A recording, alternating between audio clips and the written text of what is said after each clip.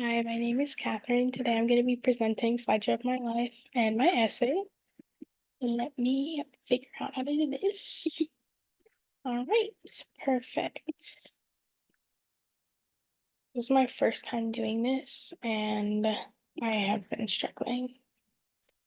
That's okay. Um,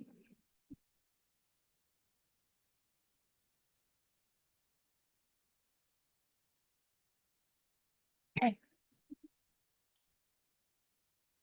there we go. All right, so here's my life, slidealized, because that's totally a real word.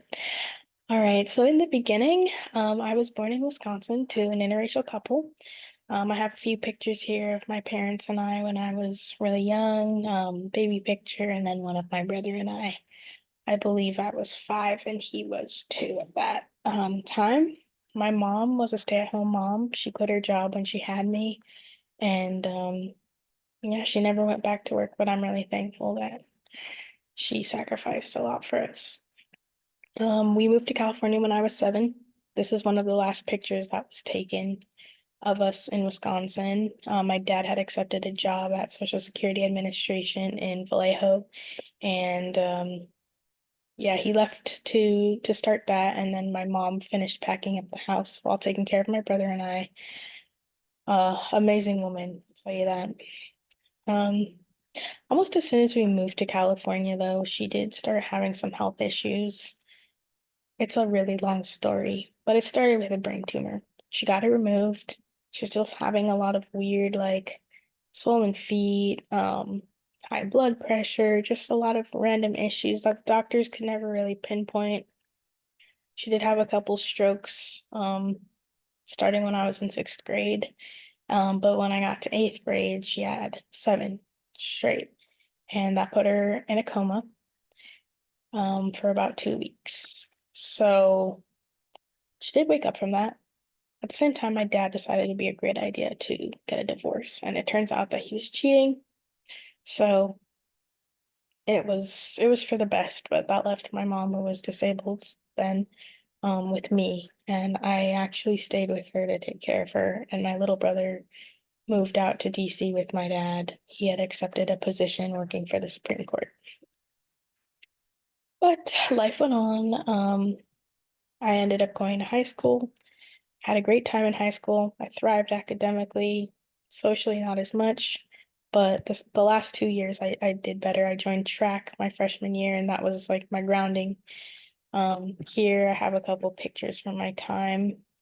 This one in the feathers, my mom is Caribbean, and there was a culture show, and I thought it'd be a good idea to put myself out there, just to get out of my comfort zone and get used to speaking in front of people. So I did that. I designed my costume. I made it, spent hours on it, did a dance, did this in front of hundreds of people. It was a little controversial because of the outfit, but that's what they wear for Carnival. I also have my graduation picture here. And then I ended up going to Grand Canyon University straight out of high school. Up on the top right is a picture of me with our mascot, Thunder, and we had our own energy drink and coffee place. So I had grabbed one of those. I was having a good time the first year, and I also have a picture with my cousin who came to visit. I ended up deciding Grand Canyon wasn't for me. Here's some pictures of, well, my time in Texas.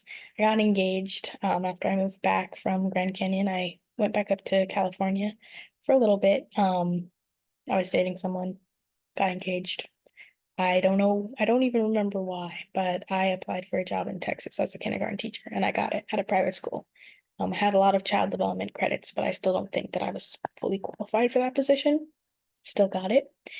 That was very short-lived. I ended up leaving. He was cheating, and I just packed up my car and left. When I got back to California, I started community college. I had some credits from Grand Canyon University, so I only needed to be there for a year. I received my associates in child development, which is my passion. Here I have some pictures of my class that I interned for, and I miss my kiddos, but I spent a lot of time with them. And then last fall, transferred to San Diego State, and I moved to San Diego fully.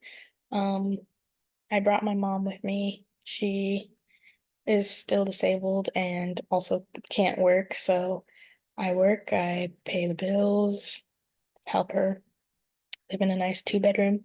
We're in it right now. Um, yeah, I got my own lease, like for the first time, no co-signers, and that felt like a very big adult thing to do. So I guess I'm just growing up, not realizing it, making this has been very emotional for me. I did join a sorority, Lambda Sigma Gamma. It's a multicultural one. Made a lot of really good friends and met a lot of cool people. Took a lot of time though. I'm going inactive this upcoming year just because I need to focus on my school. And that's where we're at.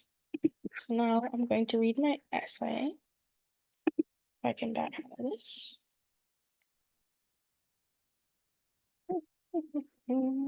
Perfect. All right. So I titled it The Ambivalence of It All.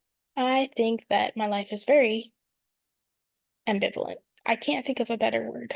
I have a spam account on Instagram, and ambivalent is in the name. I'm not going to say the full name, but it's how I feel about myself. All right. So to throw it all the way back, I was born in Racine, Wisconsin to an interracial couple. My mom was an immigrant from Antigua who met my dad through a mutual friend when she was in college. They dated for a short 3 months before getting married and had me a few years later on March 3rd, 2002. At the time, my father was a pastor, but when my brother was born in 2005, he decided to go back to school to study law. We would only see him Friday night through Sunday evening when he would come home to visit. I vividly remember being in first grade and my teacher asking the class something we look forward to for the weekend. My answer was always the same: seeing my dad. When I was halfway through second grade, my parents broke the news that we would be moving to California. My dad headed out first to begin his new job at Social Security Administration and set up the new house. This left my mom to pack the three-bedroom house we had in Wisconsin and to raise two kids. She made it work. We arrived at our new home in the Bay Area in November of 2009. My walls of security disintegrated with the vanishing of everything I had ever considered family in 2015. My father filed for divorce after moving to Washington, D.C. for work. To add insult to injury, he not only left our family, but had begun an affair. My world continued to crumble in October of that year. My mom suffered from 7 strokes and fell into a coma. From the outside view, my metaphorical home was standing solid. However, in school, I began to slack on my homework, falling academically for the first time in my life, and internally, my emotions suffered. Coming home to a house every day for 2 weeks with no parental figure nor anyone to confide in took a toll on my once bright, bubbly personality, which would impact my life for years to come. A couple weeks after the strokes, my mom woke up from her coma. She struggled in getting her speech back and had to go through intensive physical therapy. Due to this, her driver's license was revoked. During this period, my father refused to come take care of us, so my younger brother and I depended on family friends to care for our transportation, meals, and basic necessities. I struggled to balance caring for my mom, younger brother, and myself in the process. When I got home from school, I would check on my mom, give her medications, feed my brother a snack, and begin my homework. To overcome the challenges I faced, I focused on taking life day by day. After over 4 years, my mom finally got her driver's license back, which helped us immensely in accessing basic luxuries that I once took for granted, from getting to the grocery store with ease to being able to get a ride to school when it rained. My brother lived with my dad, and I stayed in California to take care of my mom. The first couple years of high school were the roughest, but I handled my responsibilities by promising myself everything would get better eventually. To this day, I firmly believe everything happens for a reason. By the time I graduated high school in 2020, I had applied and been accepted into over 30 colleges. The entirety of my senior year consisted of writing, proofreading, editing, and perfecting entrance essays and applications for scholarships. I always planned ahead and was driven by academics, evidenced by my outstanding high school grades and AP classes. I ended up enrolling at Grand Canyon University, optimistic their affordable tuition and Christian community would make it the perfect fit for what I envisioned college life to be. Unfortunately, though I received maximum government financial aid, the outstanding balance of attending school weighed heavily on me. My mom could not support me, and my father remained absent. I ended up working 60-hour weeks between two jobs, which left little time for me to focus on my education. On top of this, the mental health resources at the institution were scarce. And though I tried taking advantage of what was given, the university made little effort to provide and follow through. As another semester of low grades passed, I decided I was not in the environment I needed to be in order to succeed.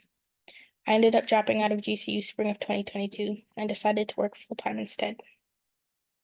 At the time I left college, I was dating a man I had known for a couple years, and though we had only been together for 6 months, he proposed February 14th of 2022.